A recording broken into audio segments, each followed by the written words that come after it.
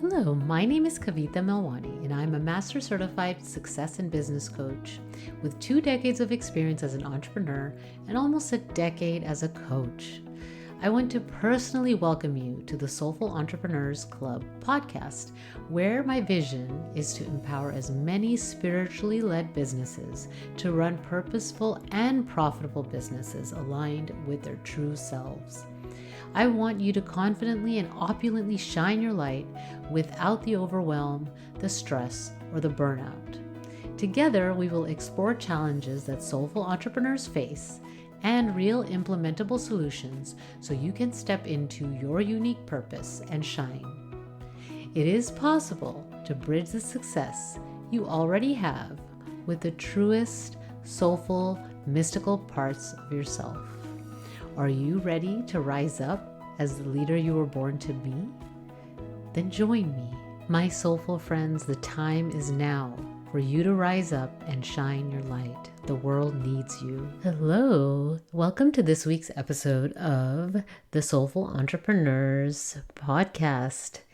So this week I am going into an area that I kind of mention sometimes, but really has come up for me recently.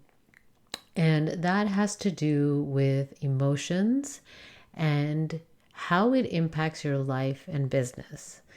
Now, how you feel about things, how you show up, that energy of how you show up impacts the results without you even realizing it.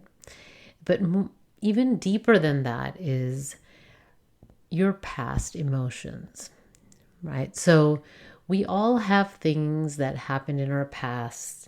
We have a very degree of challenges in our childhoods, and those experiences impact how we feel about things that are happening right now, in this moment, in our lives, in our business. And so oftentimes these types of experiences guide us without us even realizing it.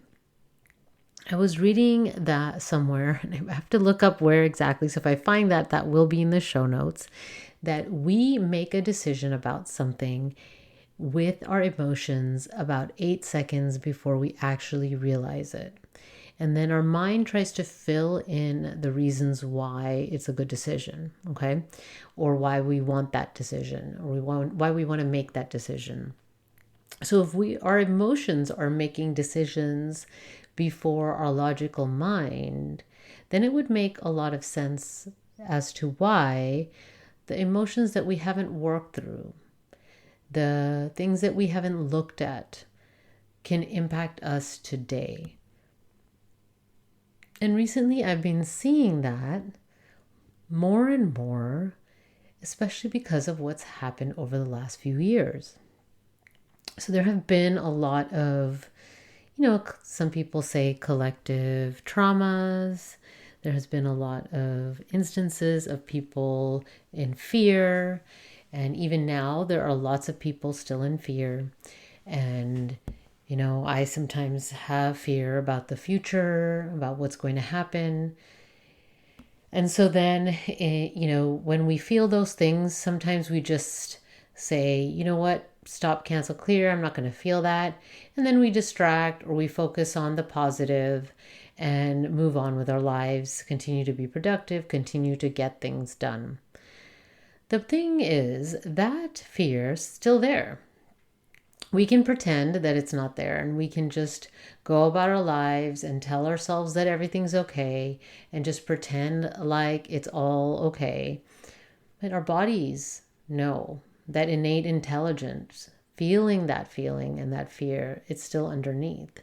And in fact, it's adding to it. And even most of the time, it's without even thinking, right? It's a subconscious process that we're adding to that fear. We're collecting evidence that there's reason to be afraid, and it continues to grow. And then sometimes we deny that emotion, deny that fear. And then when that happens, it actually grows. So these emotions that are there that we're not paying attention to, I like to describe as a little child.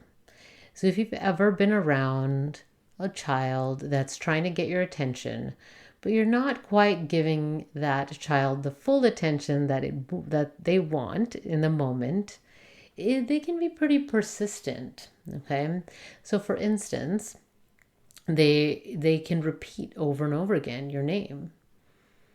They can start to throw things, sometimes throw a tantrum, right? Or they can maybe become like what would be considered misbehaving, right? In order to get your attention, right? So the emotions are can be like that as well, right? So they're there, they're trying to get your attention, and you're like pushing it away, like, I'm not dealing with this, I don't think it's necessary, it's better to focus on the positive.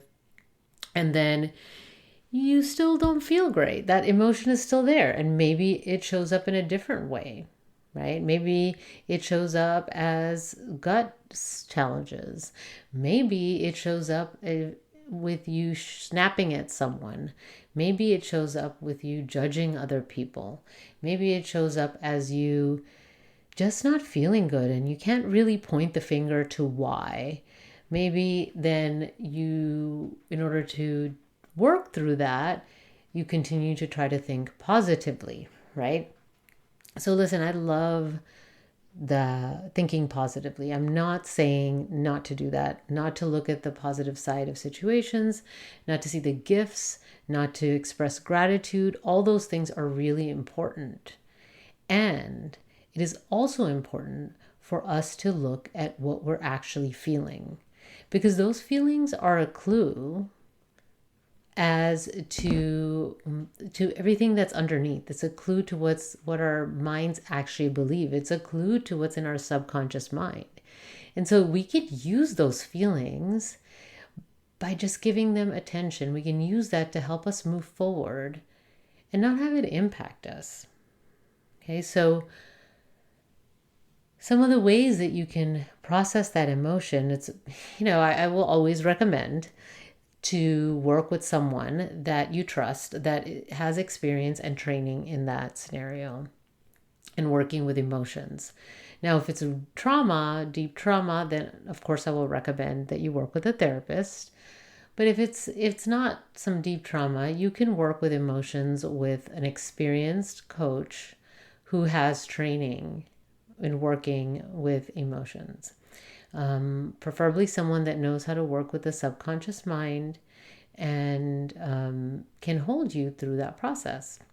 So that's something that I do with my clients, even with my business coaching clients, right? So I still have some life coaching clients that I love working with and I continue to work with. And with my business coaching clients, these emotions show up as resistance to doing something for their business. They show up as fears. This past emotion can also show up at them being frustrated at me sometimes, which happens sometimes, right? But most of the time, they are frustrated over something else. There are some past emotions that are related to that. And so giving them space to be able to access the emotion, help them process it, and then release and move forward from it, then all of a sudden they feel better. All of a sudden they're able to see more clearly and move forward. Now, sometimes it's not just in the session, but they need to continue that emotional processing outside the session. And then I provide, visualizations and some journaling exercises and other ways for them, depending on the person, right? Because some people are have difficult feeling the emotion. They're more in their heads, and some people feel the emotion and can get lost in it. So it really depends on the person. I really tailor my approaches to the individual that I'm working with. And so then they process the emotion even outside the session, and then they're able to move to the next step, moving and starting to create more of what they want. They're more aware of their patterns. They're more aware of their triggers. They're more aware of how they behave in situations, right? And what their perception of things. Because if there's a situation in front of them and a scenario that happens, there can be many ways to interpret. And there can also be things that they focus on, right, that happened in those scenarios. Think about a social event, or think about a business event or a workshop. What can you focus on? I recently had a client that, had a workshop and they wanted a certain amount of people to show up, and it was less than they had imagined. And we focus on the fact that they had never had a workshop, and they had people that are interested in what they have to do. And the people that showed up fully, and they had a great workshop. And in through that process, they were able to sign up a few clients. And so really, like, can you look at that differently? Can you look at it that as, oh, I did the workshop, it's not worth it because only these people showed up? Can you look at it because, oh yeah, I had clients showed up, but it wasn't enough, it wasn't the amount that I thought it would be? Or can you look at it in a way of gratitude of what's happening? Now, if you're looking at it automatically from, wow, that's not enough, then I would say, well, what is coming up for you? What feelings are coming up for you by you feeling that it's not enough? And sometimes in the past, it's been with some clients, the fear of failure, right? And so we work together and work through that fear. And we go towards it. We don't ignore it, right? And so we actually feel that. What would it feel like if you failed? How would that be? And what's the worst that could happen, right? So then you're not running away from it. You're not doing everything to avoid it. Instead, you're like, you will be fine no matter what. You can handle it. And there's less resistance to trying things. There's less resistance to taking action. So these emotions can impact you if you let them, right? And so the awareness, going towards the emotion, processing the emotion in different ways. And a lot of times we can't see it ourselves, which is why I recommend having someone that supports you through the process, as well as, it's just feels better, right? To have someone to support you. So if you have been repeating the same patterns and feeling like you're stuck, maybe go towards the emotions and what you're actually feeling. Don't ignore the fear. Don't ignore all those feelings. Give those emotions a voice, and then see what insight that comes up for you after that, right? And of course, if you are wanting to move through some of those emotions and know that it's been stopping you, or you've been hitting blocks in your business or life, then use the link in the show notes and book a call with me. I'd love to speak with you and help you discern some of the emotions, help you process the emotions. And of course, in that call, we will explore at the end if working together or continuing the work together is a good fit or not. And so my calls that I have with people, not every person becomes a client, but every single person that has come to the call have said that they've derived some benefit from the call. That's my goal. If I'm going to spend your time and my time and the energy for us to connect, then I want to make sure that you receive something of value. And that also helps me feel a purpose and purposeful. So in the meantime, if you're not ready for support, work on processing your emotions. And then until next time, take good care. Bye.